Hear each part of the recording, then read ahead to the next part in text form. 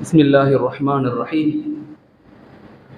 அஸ்ஸலாமு அலைக்கும் வரஹ்மத்துல்லாஹி தஆலா வபரகாத்துஹு. இறைவனுடைய சாந்தியும் சமாதானமும் இங்கு அமர்ந்திருக்கின்ற நம் அனைவரின் மீதும் உண்டாகட்டும். ஆமீன். உங்களை சந்திக்கிறதுல பெரிய சந்தோஷம். நம்முடைய எண்ணங்களை, நம்முடைய செயல்களை, நம்முடைய கல்வியை, நம்முடைய வருங்கால சந்ததிகளை வலிமையானவர்களாக, ஒழுக்கம் உள்ளவர்களாக, சகோதரத்துவம் உள்ள மனிதர்களாக இறைவன் அல்லாஹ் நம் அனைவர்களுக்கும் அந்த வாய்ப்புகளை அணுக வேண்டும் என்ற ஒரு சிந்தனையோடு ஒரு சில கருத்துக்களை உங்களிடத்தில் நான் ஷேர் பண்ண விரும்புகிறேன். தற்கால சூழலில் மனித சமுதாயத்தினுடைய பொறுப்புகள் என்ன? இந்த கால சூழ்நிலையில மனிதர் சமுதாயத்தில் மனிதர்களாக நம்ம எல்லாத்தினுடைய ரெஸ்பான்சிபிலிட்டி என்ன? the human responsibilities, மனித சமுதாயத்தினுடைய பொறுப்புகள் என்னவாக இருக்கும்? நம்ம எல்லாரும் சேர்ந்து இந்த மண்ணை, இந்த மக்களை, இந்த சமுதாயத்தை, இந்த மனித இனத்தை எப்படி பாதுகாக்கணும்? எப்படி நம்முடைய செயல் திட்டங்களை அமைச்சுக்கணும்? நம்முடைய வருங்கால குழந்தைகளை, ஜெனரேஷனை எப்படி பாதுகாக்கணும் அப்படிங்கிறத நம்ம எல்லாரும் சேர்ந்தாதான் இதை நம்ம டெவலப் பண்ண முடியும். அதனாலதான் தமிழ் இலக்கியங்கள் மிக அழகாக சொல்லும், யாதும் ஊரே யாவரும் கேளீர், தீதும் நன்றும் பிறதரர் வாரார். எல்லா நிலையிலையுமே நம்முடைய இந்த உலகம் என்பது ஒரு ஆட்டோஜென்ரிக் மாடல். இங்க யாராரு என்னென்ன விஷயங்களை செயல்படுத்துறோமோ அதுவே திரும்பி இந்த உலகம் நமக்கு கொடுத்து கொண்டே இருக்கும். இதுதான் இயற்கை. இது ஆட்டோஜென்ரிக் மாடல். ஒவ்வொரு நிலையிலும் இறைவன் நமக்கு ஒண்ணா செஞ்சுக்கிட்டு இருக்க மாட்டான். எல்லாமே ஒரு ஆட்டோமேட்டிக்கா இறைவன் நமக்கு கொடுத்துட்டான். இதை பாதுகாத்து, இதை பண்படுத்தி, இதை மேம்படுத்தி நெக்ஸ்ட் ஜெனரேஷனுக்கு சரியாக கொண்டு போய் சேர்க்க வேண்டிய பொறுப்பு நம்ம எல்லாத்துக்குமே இருக்கு. அப்படிப்பட்ட ஒரு உயர்ந்த சிந்தனை நமக்கு இன்னைக்கு தேவை. அதன் அடிப்படையில இந்த ஹியூமன் ரெஸ்பான்சிபிலிட்டி, இந்த மனிதர்களாக இந்த உலகத்துக்கு செய்ய வேண்டிய பொறுப்புகள் என்ன அப்படின்னா, ஆய்வுகள் சொல்லுது ஒரு 5 விதமான பொறுப்புகள் நமக்கு இருக்குது, எல்லாத்துக்குமே இருக்குது. மதம் கடந்து மனிதர்களாக இதை நம்ம யோசிக்கணும், இதை நம்ம சிந்திக்க ஆரம்பிக்கணும். நம்பிக்கை அப்படிங்கிறது ஒவ்வொரு மனிதர்களுக்கும் வித்தியாசப்பட்டு கொண்டே இருக்கும்.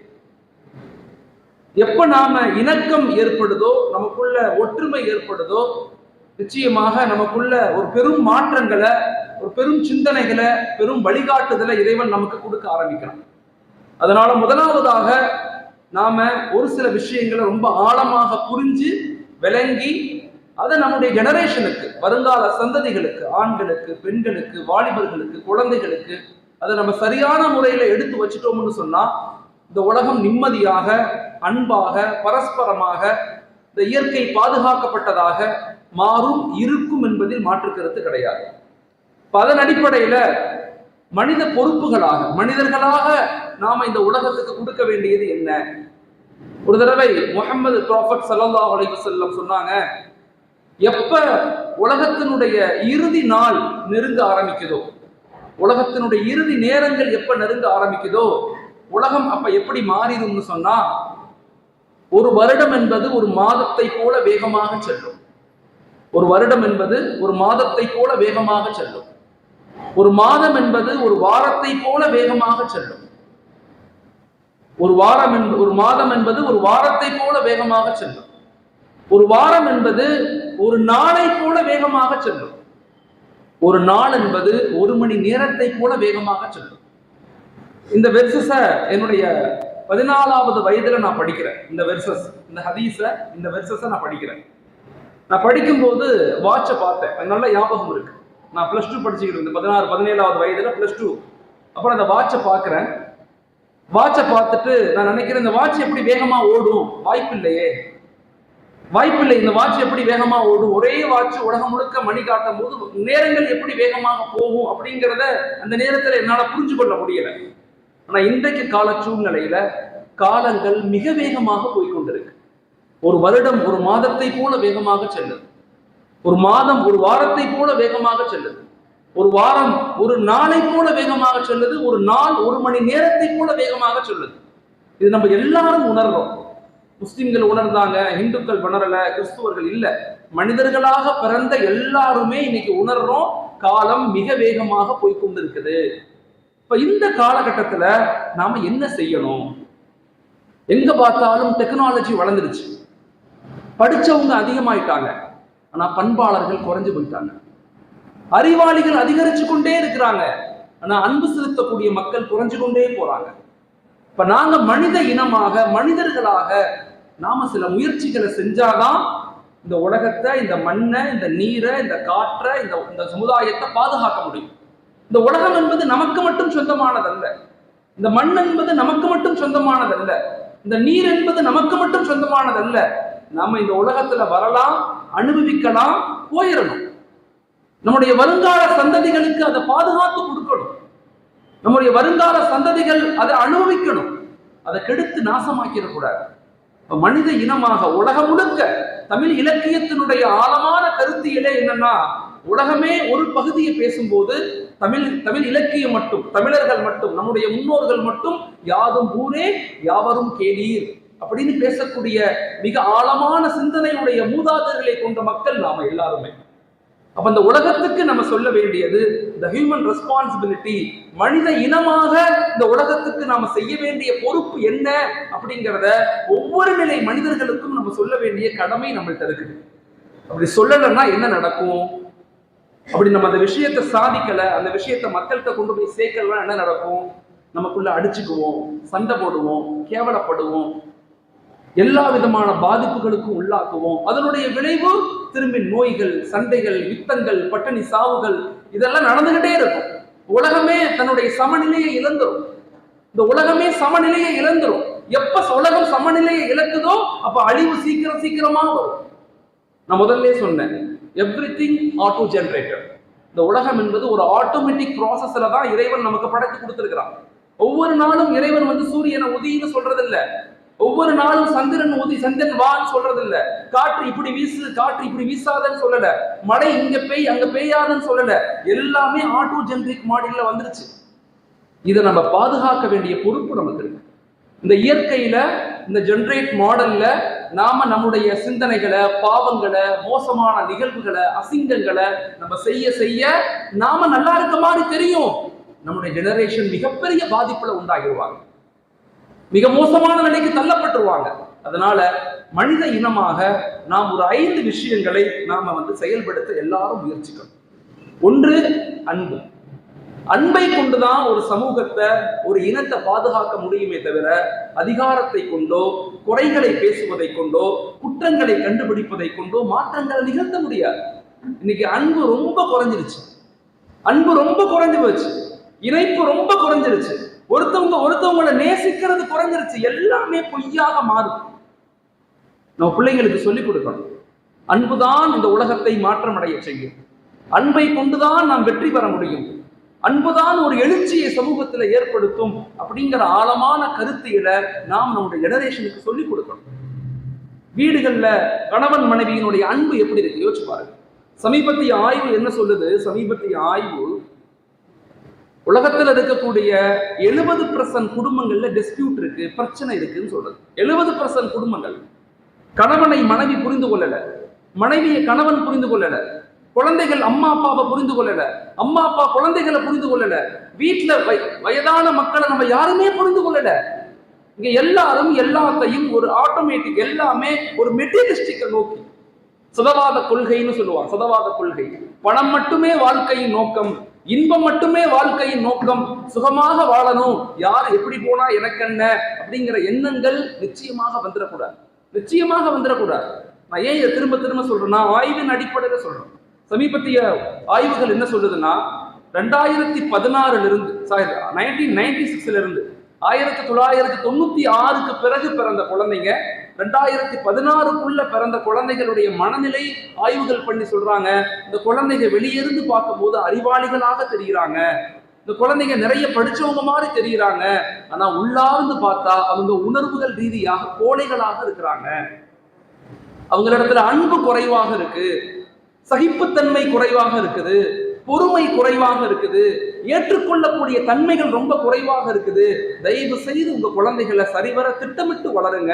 அதுல மிக முக்கியமாக நேசம், அன்பு செலுத்த பழகிக்கொள்ளுங்க. ஒரு மனிதனை இன்னொரு மனிதன் நேசிக்கணும், அப்பாவை நேசிக்கணும். அம்மா எவ்வளவு கஷ்டப்படுறாங்க அப்பா சொல்லணும், அப்பா எவ்வளவு கஷ்டப்படுறாங்க அம்மா சொல்லணும். குடும்பத்திலிருந்து அன்பு உருவாகணும், நேசம் உருவாகணும், மன்னித்தல் உருவாகணும். இது தன்மைகள் தான் இன்னைக்கு ரொம்ப ரொம்ப தேவை. உலகத்துல படிப்பு அதிகரிச்சு கொண்டே இருக்குது, நிறைய டெக்னாலஜி வளருது, புது புது டெக்னாலஜி வளருது. இன்னைக்கு ஏஐ டெக்னாலஜி, ஆர்டிபிஷியல் இன்டெலிஜென்ஸ்ல இருந்து அடுத்த டெக்னாலஜிக்கு வருது ஓஐ, ஆர்கனைசர் இன்டெலிஜென்ஸ். நம்ம நினைச்சதை இனிமே கம்ப்யூட்டர்ல பார்க்க முடியும். எலன் மாஸ்க் சமீபத்திய ஆய்வு என்ன, சிப்ப மனிதனுடைய மூளையில செலுத்த முடியுமா அவன் பார்க்கிறார். மொபைல்ல எப்படி சிம் கார்டு போடுறோமோ அதே போல மனிதனுடைய மூளையில சிப்பு செலுத்தப்படுது. அந்த ஆய்வுகள் நடந்து கொண்டு இருக்குது. டெக்னாலஜி வளர்ந்து கொண்டே இருக்குது. ஆனா மனிதன் நேசிக்கிறது மறுக்கிறோம். ஒரு மனிதனுக்கு உதவி செய்யறதை மறுக்கிறோம். ஐயா சிவாடிகள் சொன்னாங்கல்ல, வீட்டுக்கு வந்தா சாப்பாடு கூட வருத்தப்படுறோம், தண்ணி மத்தி கொடுக்க வருத்தப்படுறோம், ஜாலியாவே இருக்கணுங்கிற மனநிலையில வாழ்றோம். இல்ல, இந்த உலகம் நமக்கானது மட்டும் இல்லை. அன்பை கொடுங்க, அப்பதான் அன்பு காட்டப்படுவீர்கள். அன்பை வெளிப்படுத்துங்க, அப்பதான் அன்பு செலுத்தப்படுவீர்கள். இதை ரொம்ப சொல்லிக் கொடுங்க. இன்னைக்கு கூட நம்ம குழந்தைகளுக்கு சொல்லிக் கொடுங்க. எங்க பிள்ளைங்களுக்கு டெக்னாலஜி யூஸ் பண்ண தெரியுது, கம்ப்யூட்டர்ல உள்ள போய் வெளிவர தெரியுது. ஆனா காலையில எழுந்திருச்சு போர்வையை மடிக்க வைக்க தெரியாது, சாப்பிட்ட தட்டை கழுவ தெரியல, அம்மா கூப்பிட்டா என்னங்கம்மான்னு கேட்க தெரியல, அப்பா கஷ்டப்படுறாரே அப்படின்னு யோசிக்க தெரியல. ஆனா டெக்னாலஜி வளர்ந்துருச்சு. நேசிக்க பழகி கொடுங்க. அதுதான் இந்த உலகத்தை பாதுகாக்கும், அதுதான் இந்த மனித இனத்தை பாதுகாக்கும். இன்னைக்கு உலகத்துல 80 நாடுகள்ல யுத்தம் நடக்குது. 80 நாடுகள் வெளிப்படையாக மறைமுகமாக, நேரடியான வார், உள்ரங்கமான வார். ஆன்மீகத்தின் உச்சகட்டம் என்ன தெரியுமா? அது இந்து மதமாக இருக்கட்டும், அது இஸ்லாமிய மதமாக இருக்கட்டும், கிறிஸ்துவ மதமா எதுவாக இருக்கட்டும், ஆன்மீகத்தின் உச்சகட்டம் என்னன்னா, ஒரு மனிதன் கஷ்டப்படும் போது ஆஹா சக மனிதன் கஷ்டப்படுறானே அப்படின்னு எண்ணம் எந்த மனிதனுக்கு ஏற்படுதோ அதுதான் ஆன்மீகத்தின் உச்சம். அதான் ஆன்மீகத்தின் உச்சம். அதனால அன்பை வெளிப்படுத்துங்க, குழந்தைகளை நேசிங்க. பெற்றோர்களுக்கு நான் சொல்லிக் கொள்றேன், இந்த 4A கான்செப்ட்னு சொல்லுவாங்க. 4A கான்செப்ட் குழந்தைகளை உருவாக்கும் போது, ஏன்னா நெக்ஸ்ட் ஜெனரேஷன் அவங்க தான் வருங்கால சந்ததிகள். They are the backbone of society. முழு சமூகத்தினுடைய, இந்தியாவுடைய முதுகெலும்புகள் அவங்க தான். உலகத்துல ஒரு கலாச்சாரம் நம்ம வறுமையாக இருக்கு, நல்லா தெரிஞ்சுக்க. நிறைய டேட்டா பேஸ் வந்துகிட்டே தான் இருக்குது, நிறைய டேட்டா பேஸ் இருக்குது. நம்ம வறுமையாக இருக்கலாம், வேலை வாய்ப்புகள் குறைவாக இருக்கலாம். ஆனா உலகத்திலேயே பாரம்பரிய கலாச்சாரங்களை, அன்பு செலுத்தக்கூடிய, பெரியவங்களை மதிக்கக்கூடிய, எல்லாத்தையும் நேசிக்கக்கூடிய ஒரு நாடு இருக்குது அப்படின்னு சொன்னா அது இந்தியா மட்டும்தான். இது முதல்ல விளங்கி. நாங்க பின்தங்கி இருக்கலாம், வளராத நாடாக இருக்கலாம், அதிகமான வறுமையில இறந்து போகலாம், ஆனா நம்ம கலாச்சாரங்களை பாதுகாக்கணும். நான் சமீபத்துல உம்ரா போயிருந்தேன், மக்காவுக்கு போயிருந்தேன். அங்க கிட்டத்தட்ட 200 நாடுகளுக்கு மேல உள்ள மக்கள் மக்காவுக்கு வருவாங்க. அந்த இடத்துல அந்த காபாவுக்கு வலம் வருவாங்க, சுத்தி வருவாங்க. அப்ப நாம நடந்துகிட்டே இருக்கோம். அப்ப டக்குன்னு என்னுடைய கால் இன்னொருத்தருடைய கால்ல டக்குன்னு மோதிருச்சு. ஒரு வயதான மனிதர், அவர் பார்க்கறதுக்கு மலேசியன் மாதிரி இருந்தார், கொஞ்சம் வெள்ளையா வித்தியாசமா இருந்தாரு. மோதினோடனே நான் என்ன செஞ்சேன், டக்குன்னு அவரை தொட்டுட்டு நெஞ்சில கை வச்சேன், முத்தம் கொடுத்தேன். உடனே பிரதர் எப்படி இருக்கீங்க அப்படின்னு கேட்டார். பிரதர் எப்படி இருக்கீங்கன்னு கேட்டார். எனக்கு ஆச்சரியமா இருந்துச்சு. நான் கேட்டேன், எப்படி நீங்க டக்குன்னு தமிழ்ல பேசுறீங்களே என்னன்னு கேட்டேன். அவர் சொன்னார், உலகத்திலேயே ஒரு மனிதனுடைய கால் இன்னொரு கால்ல பட்டுட்டா உடனே அவனை சாரி கேட்டு அவனை தொடக்கூடிய பழக்கம் தமிழ் இனத்துக்கே தவிர எந்த இனத்துக்கும் இல்லை, எந்த இனத்துக்கும் இல்லை. ரொம்ப ரொம்ப அந்த சொன்னக்கூடிய வார்த்தை எனக்கு ஆச்சரியமா இருந்துச்சு, ரொம்ப ஆச்சரியமா இருந்துச்சு. அப்ப எல்லா நிலையிலும் இந்த தமிழ் மக்கள், இந்த இந்தியர்கள் குறிப்பாக நம்ம எல்லாருமே இன்னைக்கு மனித இனமாக செய்ய வேண்டிய ஒரு விஷயம், தயவு செய்து அன்பு செலுத்த பழகிக்கொள்ளுங்க, விட்டுக் கொடுக்க பழகுங்க, நேசிக்க பழகுங்க, மன்னிக்க பழகுங்க. அதை குழந்தைகளுக்கு சொல்லிக் கொடுங்க. அப்ப 4A கான்செப்ட், ஒரு குழந்தையை உருவாக்கும் போது பெற்றோர்கள் நம்ம செய்ய வேண்டிய விஷயம், குழந்தைகளை சிறந்த குழந்தைகளாக உருவாக்கணும். மாணவர்கள், நான் அடிக்கடி எல்லா கல்லூரிகள்லையும் எல்லா யூனிவர்சிட்டியும் நான் பேசுறேன். நான் அடிக்கடி இன்னைக்கு எல்லா டீச்சருக்கும் சொல்றது என்னன்னா, டீச்சிங் மெத்தடாலஜியை பாடம் நடத்தும் போது நான் அடிக்கடி சொல்றது, மாணவர்களை உருவாக்குவதை விட இன்னைக்கு மனிதர்களை உருவாக்க முயற்சி செய்யுங்க. தயவு செய்து மனிதர்களை உருவாக்குங்க. இன்னைக்கு மிகப்பெரிய பற்றாக்குறையே மனித பற்றாக்குறை தான். மனிதம் அப்படிங்கிறதே அன்பு, மனிதம்ங்கிறதே மன்னித்தல், மனிதன்கிறத நேசித்தல். இயற்கையிலேயே நம்ம எல்லாரும் நல்லவர்கள். அந்த அந்த சிந்தனைகளை கொடுக்காம வெறுமன கல்விய, வெறுமன இன்ஃபர்மேஷனை, வெறுமன அதிகாரத்தை, வெறுமன சுகத்தை சோத்து என்ன செய்ய போறோம்? இங்க எங்க யார் இருக்கா? இங்க நமக்கு முன் சென்ற எத்தனையோ பணக்காரர்கள், எத்தனையோ செல்வந்தர்கள், எவ்வளவோ படிச்சவங்க எல்லாம் இல்லையே. எல்லாம் அந்த உலகத்தை விட்டு போயிட்டாங்களே. நாமளும் அந்த உலகத்தை விட்டு போகத்தானே போறோம். அப்ப நம்ம செய்ய வேண்டிய பணி, மனித இனமாக இந்த ஹியூமன் ரெஸ்பான்சிபிலிட்டியுடைய முதல் பகுதி மக்களை அன்பு செலுத்துங்கள். இப்ப குழந்தைகளை உருவாக்கும் போது ஒரு 4A கான்செப்டை நீங்க ஃபாலோ பண்ணுங்க. பெற்றோர்கள், நானும் பெற்றோர் தான், எனக்கு 3 குழந்தைகள் இருக்கிறாங்க. நீங்களும் அதை ஃபாலோ பண்ண முயற்சி செய்யுங்க. ஒன்று, அக்செப்ட். குழந்தைகளை ஏற்றுக்கொள்ளுங்கள். Accept your child, accept your children. குழந்தைகளை ஏற்றுக்கொள்ளுங்கள். எல்லாரும் ஒரே மாதிரி இருக்க மாட்டாங்க.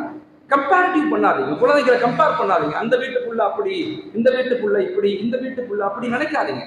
நமக்கு எது குழந்தையாக இருக்குதோ அது சிறந்த குழந்தை. Accept your child, accept your children. மிக முக்கியமான ஒரு பகுதி. ரெண்டாவது, அட்டென்ஷன். குழந்தைகள் மீது ஒரு கவனம் செலுத்துங்க. குழந்தைகளை வளருங்க, குழந்தைகளை தானா வளர விடாதீங்க. குழந்தைகளை வளருங்க, குழந்தைகளை தானா வளர விடாதீங்க. விசைச்செடிகளும் பாம்புகளும் மிருகங்களும் தான் தானாக வளரும். எது வளர்க்கப்படுதோ அது சிறப்பாக இருக்கும். வளருங்க, குழந்தைகளை வளருங்க.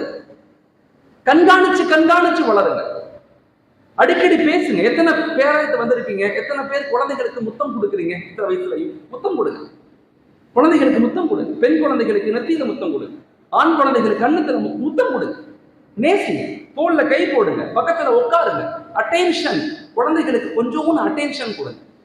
கொஞ்சோன்னு அட்டென்ஷன் கொடுங்க. குழந்தைகளுக்கு நேரம் கொடுங்க. நீ என்னவாக போறன்னு கேளுங்க. அம்மா ஒரு குழந்தைகிட்ட என்ன சொல்லணும் தெரியுமா? உங்க அப்பா இவ்வளவு கஷ்டப்படுறாரு. உங்க அப்பாவுக்காக நீ என்ன ப்ரே பண்ற? உங்க அப்பாவுக்காக நீ என்ன நினைக்கிற? உங்க அப்பாவை பத்தி என்ன நினைக்கிற? இப்படி ஒரு அம்மா அப்பாவை பத்தி உயர்வா குழந்தைகள்கிட்ட சொல்லணும். அதே மாதிரி அப்பா தன் குழந்தைகள்கிட்ட, அம்மா உங்களுக்காக எவ்வளவு கஷ்டப்படுறாங்க, அம்மா எவ்வளவு கஷ்டப்படுறாங்க, அந்த அம்மாவுக்கு ஹெல்ப் பண்ணா என்ன, சப்போர்ட் பண்ணா என்ன, அம்மாவுக்கு உதவி செய்வே அப்படின்னு அப்பா என்ன செய்யணும்? அம்மாவை பத்தி உயர்வாக பேசணும். இது இங்கதான் அன்பு ஏற்படும். பாண்டிங்.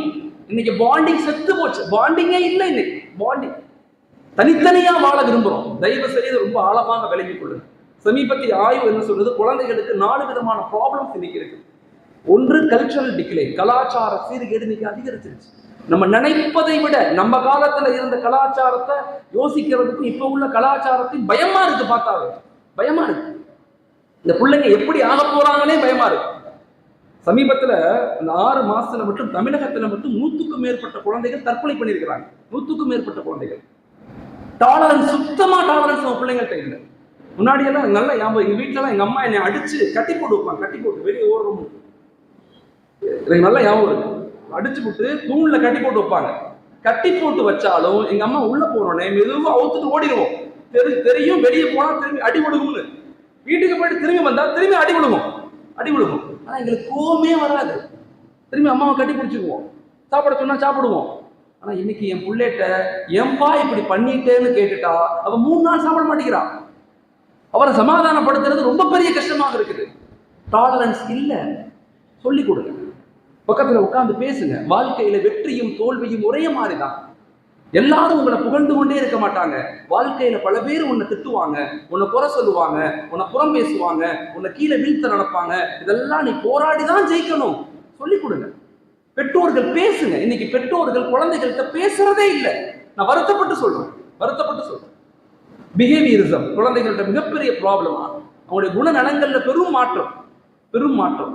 மொபைல்ல கூட்டதான் வர்றான். வாட்ஸ்அப்ல ஹாய் சொன்னா திரும்பி ஹாய் சொல்றான். அம்மா கால்னு கத்துனாலும் கீழே வர மாட்டேங்கிறான் மக.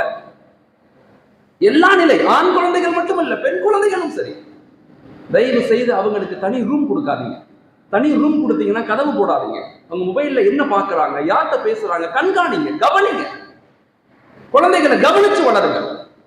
குழந்தைகளை தானா வளர விடாதீங்க. நான் வருத்தப்பட்டு சொல்றேன். சமூகம் அவ்வளவு கீழ்நிலையை நோக்கி நகருது. பாதுகாக்க முடியல யாரையுமே. முன்னாடி எல்லாம் தப்பு செய்யறதுக்கு வெளியே எங்கேயாவது போகணும். இன்னைக்கு தப்பெல்லாம் கைக்குள்ளேயே இருக்கு. கற்றுக் கொடுங்க. இதை எப்படி பழக்கப்படுத்தணும், இதை எப்படி யூஸ் பண்ணணும், இதுல உள்ள பலகீனம் என்ன, பலம் என்ன, கற்றுக் கொடுங்க. பெற்றோர்கள் இந்த உலகத்திலேயே சிறந்த ஆசிரியர் ஒரு தாய் தான். ஒரு தாயினுடைய மடிதான் ஒரு குழந்தையினுடைய முதல் பள்ளிக்கூடம். அன்பை கற்றுக் கொடுங்க. திரும்ப திரும்ப நான் நான் சொல்றது, நேசிக்க பழகி கொடுங்க.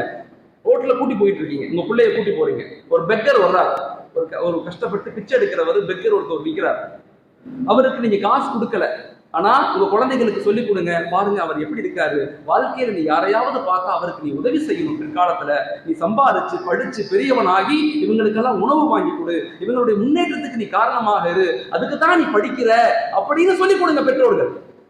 இன்னைக்கு எதுக்கு படிக்கிறோம்? டாக்டர் ஆகணும், எதுக்கு படிக்கணும்? இன்ஜினியர் ஆகணும், எதுக்கு படிக்கணும்? கலெக்டர் ஆகணும். என்ன செய்ய போற? பெரிய வீடு வாங்கணும், கார் வாங்கணும், என்ஜாய் பண்ணணும், ஜாலியா இருக்கணும், இப்படித்தான் சொல்றோமே தவிர இந்த நாட்டை மேம்படுத்தணும், சகோதரத்துவத்தை பேணணும், ஏழைகள் இல்லாத ஒரு நாடை உருவாக்கணும் அப்படிங்கிற வார்த்தைகளை என்னைக்காவது குழந்தைகள்கிட்ட பேசுறோமா? நம்ம ஏன் பேசுறது இல்லை? இந்த நாடு எப்படி வளரும்? நமக்குள்ள ஒற்றுமை எப்படி சிறப்பாகும்? தயவு செய்து நல்ல கருத்துக்களை குழந்தைகள்கிட்ட பேசுங்க. ஒரு அம்மா அத்தா பக்கத்துல உட்காருங்க, காலைல எழுந்திருக்கும் போது பக்கத்துல உட்கார்ந்து எழுப்புங்க, நைட்டு தூங்கும் போது பக்கத்துல கொஞ்சம் நேரம் அட்டென்ஷன்.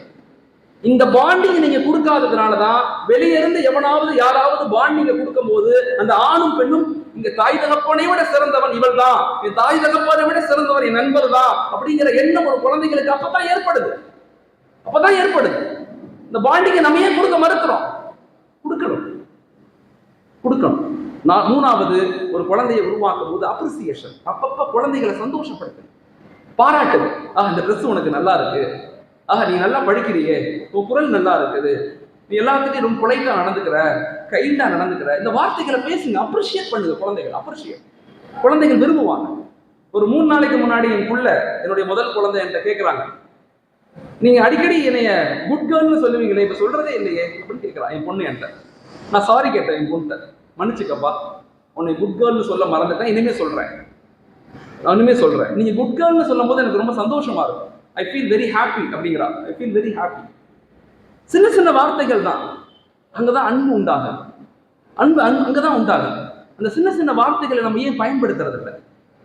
இந்த குழந்தைகளை அப்ரிஷியேட் பண்ணுங்க, கணவரை அப்ரிஷியேட் பண்ணுங்க, கணவர் மனைவியை அப்ரிஷியேட் பண்ணுங்க, எல்லாத்தையும் அப்ரிஷியேட் பண்ணுங்க. இந்த உலகமே நடுநிலை சமநிலையை பேணக்கூடியதாக மாறும். நம்ம நினைக்கிறோம் நாம செய்யறதுனால உலகத்துல என்ன மாற்றம் ஏற்பட போகுதுன்னு நினைக்கிறோம். இல்ல, நாம் ஒரு மனிதனுக்கு, நம்ம உக்ரைன்ல நடக்கக்கூடிய வாரம் நிப்பாட்ட முடியாது, நல்லா தெரிஞ்சுக்க.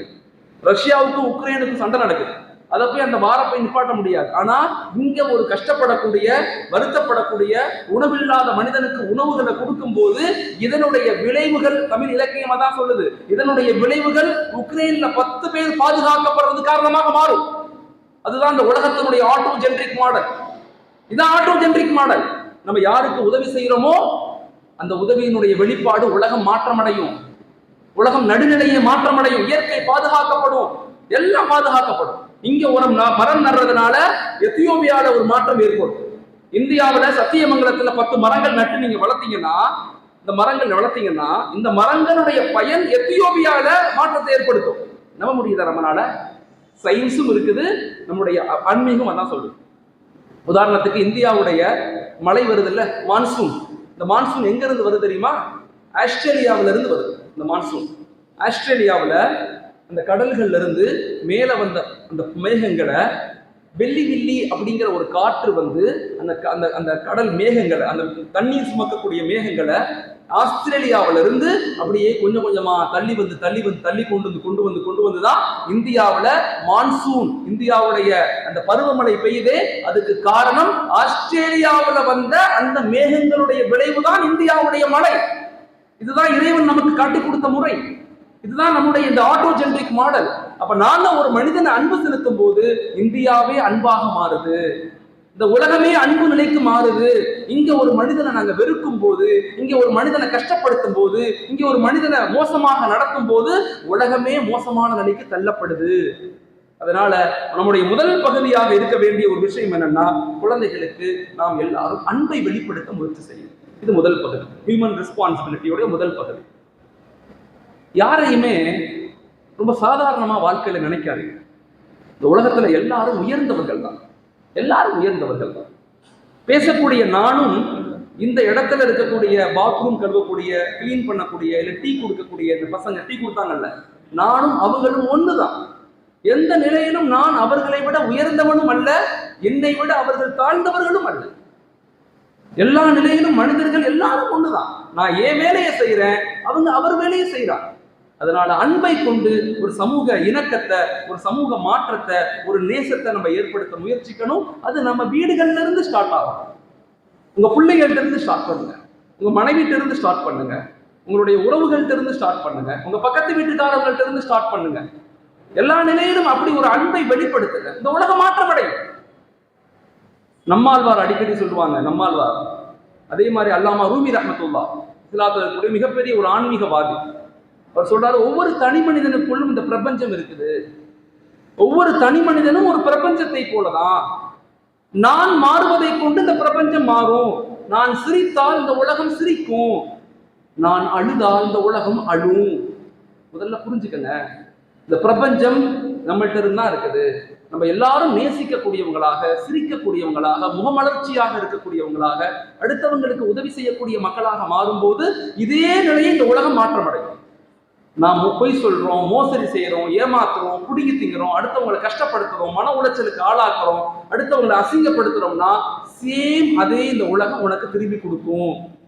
அதனால அன்பை கொண்டு இந்த உலகத்தை பாதுகாக்க முயற்சிக்கணும். இது முதல் நிலை. ரெண்டாவது அறம். ரெண்டாவது என்ன? அறம். ஒரு ஒழுக்கமான வாழ்வியல் இன்னைக்கு ரொம்ப ரொம்ப தேவை. தொல்காப்பியம்ங்கிற நூல் தமிழ் இலக்கியங்கள்ல மிக முக்கியமான நூல் Tolkappiyam. The definition of education, Tolkappiyam மிக அழகாக சொல்லிக் கொடுக்கும். What is education? கல்வி என்றால் என்ன?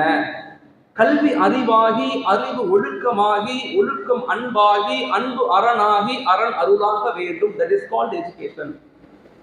அறம் மிக முக்கியமானது. புத்தகத்தினுடைய எழுத்துக்கள் அறிவாக மாறணும். அந்த அறிவு மனிதர்களுக்கு ஒழுக்கத்தை கொடுக்கணும். அந்த ஒழுக்கம் மனிதர்களுக்கு அன்பை கொடுக்கணும், ஹியூமனிட்டி. அந்த அன்பு மனிதர்களுக்கு உதவி செய்யக்கூடிய தன்மையை கொடுக்கணும். எப்ப மனிதர்கள் உதவி செய்ய ஆரம்பிக்கிறாங்களோ, இறைவனுடைய கிரேஸ், அல்லாஹ்வுடைய அருள், இறைவனுடைய அருள் மனிதர்களுக்கு கிடைக்க ஆரம்பிக்கும். இவ்வளவு அழகான தமிழ் இலக்கியங்கள் நமக்கு சொல்லிக் கொடுக்கும். இப்படிப்பட்ட இலக்கிய கட்டமைப்புகள் எந்த எந்த எந்த பெரிய மொழியிலும் இல்லை. அவ்வளோ பெரிய இலக்கிய கட்டமைப்பு தமிழ் இலக்கியங்கள்ல இருக்கு. அவ்வளோ பெரிய சிஸ்டம் நம்மள்ட்ட இருக்குது. அதனால இரண்டாவதாக, தயவு செய்து உங்க வாழ்க்கையில உங்க பிள்ளைகளுக்கு நம்ம எல்லாரும் பின்பற்ற வேண்டியது ஒரு ஒழுக்கமான வாழ்வியல். என்னால யாரும் பாதிக்கப்படக்கூடாது, என்னால யாரும் மனசு கஷ்டப்படக்கூடாது, என்னால யாரும் அழுகக்கூடாது, என்னாலும் யாரும் என்னை சபிச்சிடக்கூடாது. இந்த எண்ணத்தை நம்ம உருவாக்கணும். 4 குணங்களை நம்ம உருவாக்கிக்கணும். நம்ம எல்லாரும் நல்ல அறம் சார்ந்த வாழ்வியலுக்கு 4 ஆட்ரிபியூட்ஸ் ரொம்ப இம்பார்ட்டன்ட். முதல் இம்பார்ட்டன்ட் என்ன? மன்னித்தல். மனிதர்களை என்ன செய்யுங்க, வாங்க மேல வாங்க, மேல வாங்க. மனிதர்களை மன்னிக்க பழகுங்க. மனிதர்களை மன்னிக்க பழகுங்க. யாரையும் தண்டிக்கக்கூடிய உரிமை நமக்கு கிடையாது. கண்டிக்கலாம், குழந்தைகளை கண்டிங்க. கண்டிப்பு வேறு, தண்டிப்பு வேறு. உடலால் மனதால் யாரையும் கஷ்டப்படுத்திடக்கூடாது. கண்டிப்புங்கிறது உணர வைத்தல். உணர வைத்தல். இப்போ எங்கள் வீட்டில் என் மனைவி கால் பண்ணுறாங்க எனக்கு, உங்கள் மகள்கிட்ட சொல்லி வைங்க, சாப்பிடவே மாட்டேங்கிறா அப்படின்னு சொன்னாங்க. ஸ்கூலுக்கு போகும்போது சாப்பிட்றதில்ல. என் மகள்கிட்ட ஃபோனை கொடுங்கன்னு சொன்னேன். என் மகள் ஃபோனை வாங்கி சொல்லுங்க அப்படின்னு கேட்டேன். ஏம்மா சாப்பிடல அப்படின்னு கேட்குறாங்க. எப்போ பார்த்தாலும் அம்மா உப்புமா செய்கிறாங்க, எப்போ பார்த்தாலும் உப்புமா தான். நேற்று உப்புமா, இன்னைக்கு உப்புமா, கோபத்தில் நாளைக்கு உப்புமா தான் செய்வேங்கிறா. நான் சாப்பிட மாட்டேன் அப்படின்னு சொல்கிறான் என் பொண்ணு. நான் சொன்னேன் மனைவிட்ட, ஏன்ப்பா டெய்லி உப்புமா செய்யறீல்ல, நானும் ஸ்கூலுக்கு போகிறேன், அவங்களையும் கிளப்பிட்டு கொண்டு போவேன், எனக்கு முடியலை, கொஞ்சம் கஷ்டமாக இருக்குது, அதனால திடீர்னு செஞ்சுட்டேன். இப்போ நாளைக்கு ஏன் சொன்னேன்? இல்லை, நான் கோபத்தில் சொன்ன நாளைக்கு செய்ய மாட்டேன் அப்படிங்கிறாங்க. என் பொண்ணு சாப்பிடல. அப்போ நான் பொண்ணை கூப்பிட்டு மெதுவாக பேசுகிறேன். உலகத்தில் எத்தனை பேர் வறுமை கோட்டு கீழே இருக்கா, கஷ்டப்படுறாங்க. ஆரம்பத்தில் கொஞ்சம் மொக்க போடுற மாதிரி தான் இருக்கும், ஆனால் மெதுவாக சொல்லணும். குழந்தைகளுக்கு ஆரம்பத்தில் இப்படி பேச ஆரம்பித்தா, அட்வைஸ் பண்ணாவே கொஞ்சம் பிடிக்காது. ஆனால் கொஞ்சம் கொஞ்சமாக பக்கத்தில் உட்காந்து கொஞ்சம் புரிகிற மாதிரி, அவங்க விளங்குற மாதிரி காட்டி, எத்தனை பேர் கஷ்டப்படுறாங்க, இந்தியாவில் எவ்வளோ பேர் வறுமை கோட்டு கீழே இருக்காங்க தெரியுமா, வறுமை கோடுனா என்னன்னு தெரியுமா, ஒரு நாள் உணவுக்கு, ஒருவேளை உணவுக்கு வழி இல்லாமல் கிட்டத்தட்ட 1.5 கோடி பேர் இறந்து போய் கொண்டிருக்கிறாங்க. அவ்வளோ பெரிய பலகீனமான மக்கள்ல இறைவன் உங்களுக்கு எல்லா உணவுகளையும் கொடுக்குறான். கொஞ்சம் யோசிச்சு பாரு, நீ திங்க் பண்ணி பாரு. நான் சொல்றது அப்படியே நம்பாத, நீ யோசிச்சு பாரு. அப்போ என் பொண்ணு நான் சாப்பிட்டுக்கிறேன்னு சொன்னான்.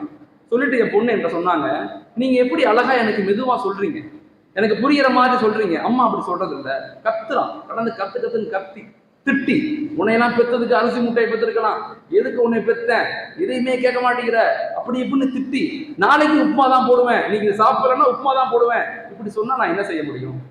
குழந்தைகள்கிட்ட கொஞ்சம் நேரம் கொடுங்க. நம்முடைய வெறுப்பை, நம்முடைய உண்மைதான், நான் என் மனைவிட்ட சொன்னா கூட சொல்லுவாங்க, அப்பப்போ வந்து அட்வைஸ் பண்றது ஈஸி, கூட இருந்து பார்த்தாலும் தெரியும்னு சொல்லுவாங்க. என் மனைவி என்ற சொல்லுவாங்க, அப்பப்போ வந்து அட்வைஸ் பண்ணிட்டு போயிடுறிய, சுத்திக்கிட்டே இருப்பீங்க நீங்க, ஆனா கூட இருந்தா தானே தெரியும்.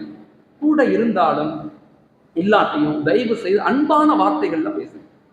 எல்லாத்தையும் மன்னிக்க பழகுங்க. மன்னிக்கக்கூடிய தன்மை மிக முக்கியமானது. வீட்டுல கணவன் மனைவியை மன்னிக்கிறது இல்லை, மனைவி கணவனை மன்னிக்கிறது இல்லை, அப்பா அம்மாவை மன்னிக்கிறது இல்லை, அம்மா அப்பாவை மன்னிக்கிறது என்ன? மன்னிக்காம என்ன சாதிச்சோம் உலகத்துல? என்ன சாதிக்க போறோம்? மன்னிச்சிடுங்க, உடனே மன்னிச்சிடுங்க. இன்னும் சொல்ல போனா பயமா இருக்குது. என்ன இந்த அளவுக்குன்னு சொன்னா, இன்னைக்கு ஆண்களை விட பெண்கள் தான் டிவோர்ஸ் அதிகமா கேட்கிறாங்க, ஆய்வுகள் சொல்லுது. மன்னிச்சுங்க, எல்லாத்தையும் மன்னிக்க பழகுங்க. இணைப்போடு ஒரு வாழ்க்கையை வாழ பழகுங்க. அது சொர்க்கமான வாழ்க்கையாக இருக்கும். நான் ஒரு தடவை என்னுடைய மதிய நேர நமாஸ் பண்ணிட்டு வெயிட் பண்ணிக்கிட்டு இருக்கேன். அங்கிருந்து ஒரு மனிதர் என்கிட்ட வந்தார். வந்து என்கிட்ட சொன்னாரு, மௌலானா நான் ஹஜ்ஜுக்கு போறேன், துவா செய்யுங்கன்னு சொன்னார். ஹஜ்ஜுக்கு போறேன், துவா செய்யுங்க. அப்படியா, நல்லபடியா போயிட்டு வாங்க ஹஜ்ஜியா. நான் நல்லபடியா போயிட்டு வாங்க அப்படின்னு சொல்றேன். நான் கேட்டேன், எல்லாத்துட்டையும் சொல்லிட்டீங்களான்னு கேட்டேன். எல்லாத்துக்கும் சொல்லிட்டீங்களா? நான் சொல்லிட்டேன் மௌலானா அப்படின்னு சொன்னார் என்கிட்ட. நல்லா யோசிச்சு பாருங்க ஹஜ்ஜியா. இப்போ சொன்னார், மௌலானா என் தங்கச்சிட்ட மட்டும் நான் சொல்லலை, தங்கச்சிட்ட சொல்லலை. நான் கேட்டேன், ஏன் ஹாஜியா தங்கச்சிட்ட சொல்லலை அப்படின்னு கேட்டேன். மௌலானா 16 வருஷம் சண்டை, எங்கள் ஃபேமிலிக்கு அவங்க ஃபேமிலிக்கு சண்டை, பேச மாட்டோம் நாங்கள் 2 பேரும். நான் சொன்னேன், இல்லை இல்லை, இரத்த சொந்தத்தில் மிக முக்கியமான சொந்தம்ங்கிறது பெண் இரத்த சொந்தம். இரத்த சொந்தத்தில் முக்கியமான இரத்த சொந்தம்ங்கிறது பெண் இரத்த சொந்தம். நம்முடைய வாழ்க்கை இன்பமாக, நோய் நொடி இல்லாம, திடீர்னு மரணங்கள் நிகழாம, திடீர் வறுமைகள் ஏற்படாம ஒரு மனிதன் வாழணும்னா உறவுகளை பேணி வாழணும். அந்த உறவுகள் பேணுதல்ல மிக முக்கியமான உறவு பெண் இரத்த சொந்தம். எனக்கு பிறந்த தங்கச்சி, எனக்கு பிறந்த அக்கா, அவங்க மீது நான் ஒரு சின்ன கரிசனை, சரி அன்பை நான் வெளிப்படுத்திக்கிட்டே இருக்கணும். இப்போ நான் சொன்னேன், இல்லை இல்லை நீங்க சொல்லிட்டு போங்கன்னு சொன்னேன். நான் சொன்னா சண்டை வந்துடும், பெரிய அங்கே போனாவே சண்டை வந்துடும், பெரிய சண்டை வந்துடும். நான் சொன்னேன், இல்லை இல்லை அவருக்கு வயசு 60 வயசு இருக்கு, இல்லை நீங்க போயிட்டு வாங்கன்னு சொன்னேன். அவர் போயிட்டு போனாரா இல்லையான்னு தெரியல, போயிட்டார். அடுத்த நாள் மதியம் என்கிட்ட வந்தார். மதியம் சின்ன புள்ள மாதிரி கட்டி பிடிச்சி ரொம்ப நேரம் அழுதார், தேம்பி அழுகிறார். நான் கேட்டேன், ஏன் ஹாஜியார் அழுகுறீங்க, இத்தனை வயசா 60 வயசாவது அழுகுறீங்களே அப்படின்னு கேட்டேன்.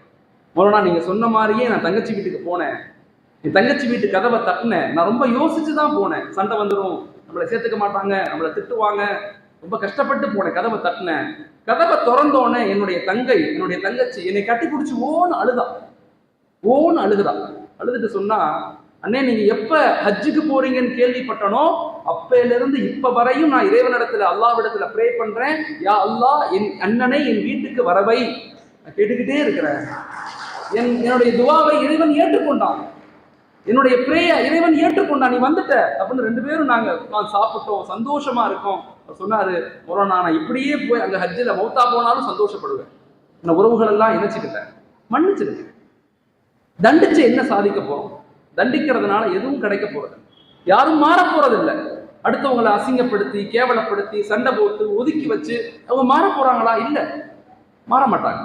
அன்பு செலுத்துங்க, சேர்த்து வாழ முயற்சி செய்யுங்க, இணைய முயற்சி செய்யுங்க, நிச்சயமாக ஒரு பெரும் மாற்றத்தை ஏற்படுத்த முடியும்.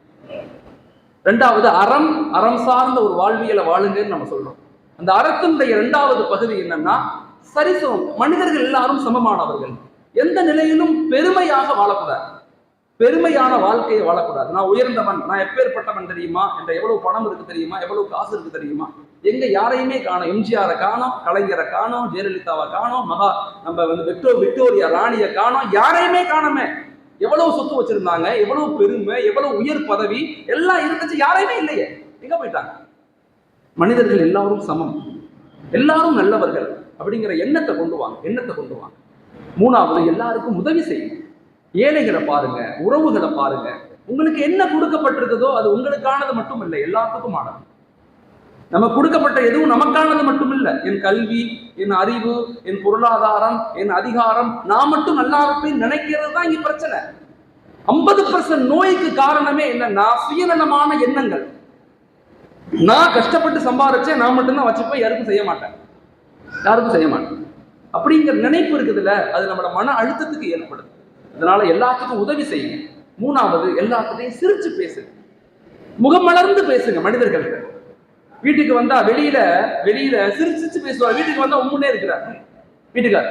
அந்த அம்மா சொல்லுது, கவுன்சிலிங்ல ஒரு அம்மா சொல்லுது, வெளியில அப்படி இப்படி பேசுறாரு மௌலானா, வீட்டுக்கு வந்தா வாயவே தொடக்கல, அப்படியே இருக்கிறாரு, ரொம்ப கஷ்டமா இருக்கு, எனக்கு ரொம்ப கஷ்டமா இருக்கு அப்படின்னு சொல்லுவாங்க. பெண்கள் எதிர்பார்க்கிறது ரெண்டு தான் ஆண்கள் தருந்து. ஒன்று சொல்லும் போது அனத்தும் போது ஊன்னு கேட்கணும், அனத்தும் போது ஊ அப்படின்னு கேட்கணும். எங்க வீட்டுல நான் பார்த்துருக்கிறேன், நல்ல ஞாபகம் இருக்கும்.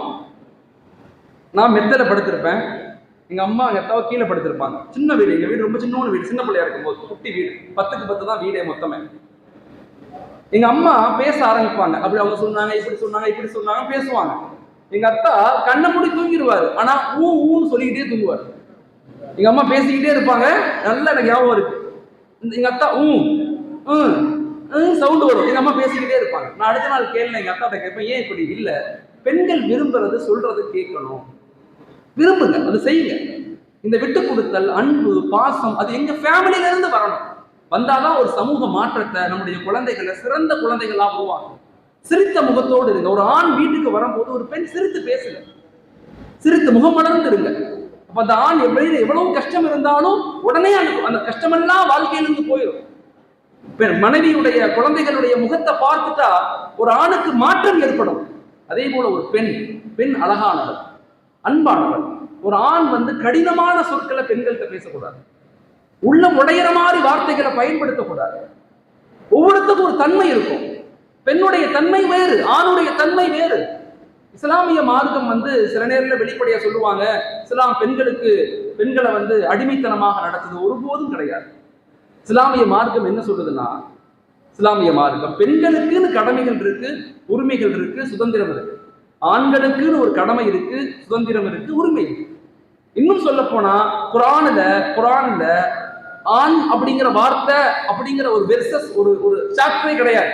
ஆனா பெண் அப்படிங்கிற ஒரு சாப்டரையே குரான்ல அல்லாஹ் கொண்டு வந்திருக்கான். அந்நிசா அப்படின்னு ஒரு பெண் சாப்டரையே கொண்டு வந்திருக்கான். எல்லா நிலையிலுமே எப்பயுமே ஒரு ஆணும் பெண்ணும் விட்டு கொடுத்து சந்தோஷமா அன்பை வெளிப்படுத்தும் போது இந்த உலகமே மாற்றம் அடையும். இப்ப இது போன்ற வகுப்புகள், இது போன்ற நிகழ்வுகள் ஏதோ பேசுனாங்க, எதையோ கேட்டோம் அப்படின்னு போயிடக்கூடாது. பேசக்கூடியதை உள்ளத்துல கொண்டு போங்க.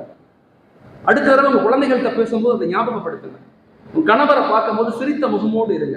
ஒரு கணவர் மனைவியிட்ட பேசும்போது அன்பாக கனிவான வார்த்தைகளை பேசுங்க. வெளியில நல்லவர் மாதிரி இருந்துட்டு வீட்டுக்குள்ள கஷ்டப்படுத்தக்கூடாது. இதெல்லாம் முக்கியமான பகுதிகள் வாழ்க்கையில. இதெல்லாம் நல்லா இருந்தாதான் நம்ம வீடு சந்தோஷமா இருந்தா நம்ம நாடு சந்தோஷமாக மாறும். ஒவ்வொரு வீடும் சந்தோஷமாக மாறும் போது ஒரு நாட்டை நம்மளால மாற்ற முடியும். அதனால இரண்டாவது, அறம் சார்ந்த வாழ்க்கை ரொம்ப எல்லாத்துக்கும் முக்கியம். மூன்றாவது பகுதி என்னன்னா, அறிவு சார்ந்த சமுதாயமாக நாங்க மாறும். அந்த அறிவு அனுபவிக்கிறதுக்கு அல்ல, அந்த அறிவு பாதுகாக்கிறதுக்கு. பிள்ளைகளை நல்லா படிக்க வைங்க, அதிகாரிகளாக மாத்துங்க, உயர்ந்த அந்தஸ்துக்கு கொண்டு வாங்க, நோய்களுக்கு மருந்துகள் கண்டுபிடிக்கக்கூடியவங்களாக உருவாக்குங்க, எல்லா நிலை சமூகத்தினுடைய நாட்டினுடைய வளர்ச்சிக்கு பங்காற்றக்கூடிய இளைஞர்களை உருவாக்குங்க, நல்ல கம்யூனிகேஷனை டெவலப் பண்ணி கொடுங்க, மொழி வளங்களை. இது போன்ற கிராமங்கள்ல அதிகமாக செய்ய வேண்டிய விஷயம், குழந்தைகளுக்கு அறிவு சார்ந்த வளர்ச்சியை கொடுங்க. அந்த அறிவு உணர்வு சார்ந்து இருக்கணும். எதுக்கு படிக்கிற, எதுக்கு நீ உருவாக்கப்படுற, அடிக்கடி சொல்லுங்க. நீ படிப்பதை கொண்டு நாட்டை பாதுகாரு, நீ படிப்பதை கொண்டு ஜனநாயகத்தை பாதுகாரு, நீ படிப்பதை கொண்டு அரசியலமைப்பை டெவலப் பண்ணு, நீ படிப்பதை கொண்டு ஏழை இல்லாத ஒரு இந்தியாவை உருவாக்கு அப்படிங்கிற உணர்வுகளை திரும்ப திரும்ப கொடுத்து கொண்டே இருங்க.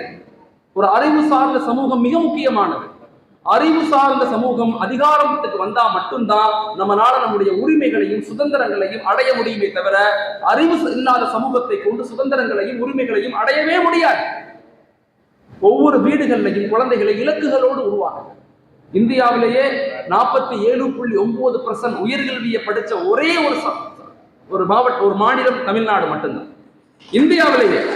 இந்தியாவுடைய மொத்த கிராண்ட் என்ரோல்மெண்ட் ரேஷியோ உயர்கல்வி சதவீதம் 26.5. ஆனா தமிழகத்துல மட்டும் இது 47.9%. இவ்வளவு பெரிய வளர்ச்சி எங்கிருந்து வந்துச்சு? நம்முடைய முன்னோர்கள் செய்த தியாகங்கள். முன்னோர்கள் திரும்ப திரும்ப கல்வியை பத்தி பேசிக்கிட்டே இருந்தாங்க, கல்வியை பத்தி சொல்லிக்கிட்டே இருந்தாங்க, கல்வியினுடைய இம்பார்ட்டன்ஸை எடுத்து வச்சுக்கிட்டே இருந்தாங்க. அதனுடைய விளைவு தான் இன்னைக்கு தமிழகத்துல, இந்தியா முழுக்க வளர்ச்சியில 45.6% வளர்ச்சி ஃப்ரம் சவுத் இந்தியா.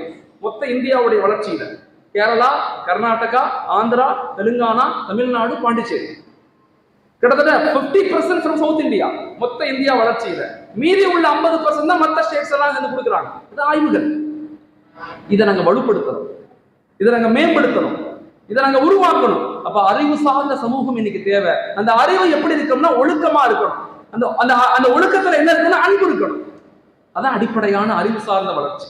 வெறுமன இன்ஃபர்மேஷனை படிச்சுட்டு பெரிய டாக்டர், பெரிய கோல்டு மெடலிஸ்ட், பெரிய பெரிய இடத்துக்கு போயிட்டோம், பெரிய பெரிய இடத்துக்கு போயிட்டோம். ஆனா கணவன் மனைவி சேர்ந்து வாழல, தாய் தகப்பனை பார்க்க முடியல, உறவுகளை பேணி வாழல. ரோட்ல நடந்து போன கஷ்டப்படுற ஒருத்தன் கீழே கிடக்கான், அவனை பார்க்காம வேக வேகமா போய்கிட்டு இருக்கோம். மாசம் 2 லட்சம் ரூபாய் சம்பளம், 3 லட்சம் ரூபாய் சம்பளம், ஆனா எந்த மாற்றமும் இல்லை. அவனும் கஷ்டப்படுறான், சமூகமும் சேர்ந்து கஷ்டப்படுது. அதனால அந்த அறிவு உணர்வு சார்ந்து, அன்பு சார்ந்து, ஒழுக்கம் சார்ந்து இருக்கணும். 4வது மனித சமுதாயம் இன்னைக்கு பண்ண வேண்டிய விஷயம் ஆற்றல். நான் முதல்ல சொன்னேன், நமக்கு கொடுக்கப்பட்டது நமக்கானது மட்டும் இல்ல. நாம கஷ்டப்பட்டு சம்பாதிக்கல, இறைவன் எங்களுக்கு கொடுத்திருக்கிறான். நான் கஷ்டப்பட்டு படிக்கல, என்ன இறைவன் தேர்ந்தெடுத்திருக்கிறான். இந்த உணர்வுகளை குழந்தைகளுக்கு கொடுங்க. இந்த உலகத்தை அனுபவிக்கிறது மட்டும் நம்ம பொறுப்பல்ல, இந்த உலகத்தை பாதுகாக்க வேண்டிய பொறுப்புன்னு யோசிக்க வைங்க. ஐயா சொன்னாங்கல்ல, அழகா சொன்னாங்க. கால் கழுவுறதுக்கு 4 லிட்டர் தண்ணியை கொடுக்குறான், 4 லிட்டர் தண்ணி ஊத்துறான் கால் கழுவுறது. தண்ணி எனக்கு மட்டும் சொந்தம் இல்லை, என் பிள்ளைக்கு, என் பேரனுக்கு, என் பேரனுடைய பிள்ளைக்கு, அவங்களுடைய பிள்ளைக்கு காலங்காலமாக அது இருக்கப்படணும். எல்லாத்தையும் அனுபவிச்சு அழிச்சிடக்கூடாது. நம்ம கொடுக்கப்பட்ட எல்லாமே நிதானமாக, பொறுமையாக, சிக்கனமாக பயன்படுத்த பழகணுங்கிறத பிள்ளைங்களுக்கு சொல்லிக் கொடுக்கணும். ஒரு கணவன் மனைவி 2 பேர் எப்ப பார்த்தாலும் வீட்டுல அந்த பிள்ளைகிட்ட அவங்கள்ட்ட சொல்றது என்னன்னா, பாத்ரூம் போயிட்டு வந்தோடனே லைட் ஆஃப் பண்ணப்பா, லைட் ஆஃப் பண்ணாம வர்றேன். எல்லாரும் எவி நடக்கும், உயிர் நடக்குது, எல்லாம் நடக்கும். லைட் ஆஃப் பண்ணாம வர்றேன், ஃபேன் ஓடிக்கிட்டே இருக்கும். இந்த புள்ள அங்கிட்டு உட்காந்துருக்கும், ஃபேன் இங்கிட்டு ஓடும். அம்மா வந்து, அப்பா உனக்கு மண்டையில மூளையே இல்லையா, ஃபேன் ஓடுது, ஆஃப் பண்ணாம உட்காந்துருக்கிற, ஃபேன் ஆஃப் பண்ணு, ஃபேன் ஆஃப் பண்ணு. இந்த புள்ள கோவப்படுவான். எப்ப பார்த்தாலும் எதையா சொல்லிக்கிட்டே இருப்பான், நை நை நைன்னு. ரூம்ல ஒரு நேரம் எழுதி இல்ல, வெளியே வரும்போது ஃபேன் ஆஃப் பண்ணிட்டு லைட் ஆஃப் பண்ணிட்டு வரணும் அவசியம் தெரியாத அவனுக்கு, லைட் ஆஃப் பண்ணிட்டு வா. அப்புறம் அப்பா சொல்லுவார். இப்படி ஒரு வீட்டுல சொல்லிக்கிட்டே இருந்திருக்கிறாங்க, ஒரு வீட்டுல சொல்லிக்கிட்டே இருந்திருக்காங்க. சொல்ல சொல்ல அந்த பையன் டென்ஷன் ஆயிட்டான். எப்ப பார்த்தாலும் நை நைன்னு எங்களை பாடா படுத்துறாங்கடா அப்படின்னு சொல்லிட்டு, நான் வேலைக்கு வெளியூர் போறேன்ட்டான். நான் வேலைக்கு வெளியூர் போறேன், இந்த நச்சரிப்புல இருந்து நான் தவிர்த்துக்கிறேன் அப்படின்னு நினைச்சு அப்பாட்ட போய் நான் வேலைக்கு வெளியூர் போறேன், இன்டர்வியூ போறேன். அப்பா சரின்ட்டார். இன்டர்வியூ போறான். இன்டர்வியூக்குள்ள போய்கிட்டு இருக்கான். பெரிய கார்டன் உள்ள வந்துகிட்டே இருக்கான். அந்த கார்டனுக்குள்ள வரும்போது அங்க ஒரு பைப் திறந்துட்டு தண்ணி ஊத்திக்கிட்டே இருக்கு. அம்மா சத்தமிட்டது காதுல வருது. ஏண்டா பாத்ரூம் போய் எவ்வளவு நேரம் ஆச்சு, ஏன்டா பைப் எவ்வளவு நேரம் திறந்துருக்க அட அப்படின்னு சொன்னது அம்மா பாத்ரூம்ல உட்காந்து சொன்னது ஞாபகத்துக்கு வருது. இதை பார்த்துட்டு மெதுவா நடந்து போய் பைப் அடைக்கிறான். இன்டர்வியூக்கு போகும்போது பைப் அடைக்கிறான். அடைச்சிட்டு நேரம் உள்ள வரலாம். உள்ள வந்தா இந்த லாபியில வந்து உட்கார்றான். லாபியில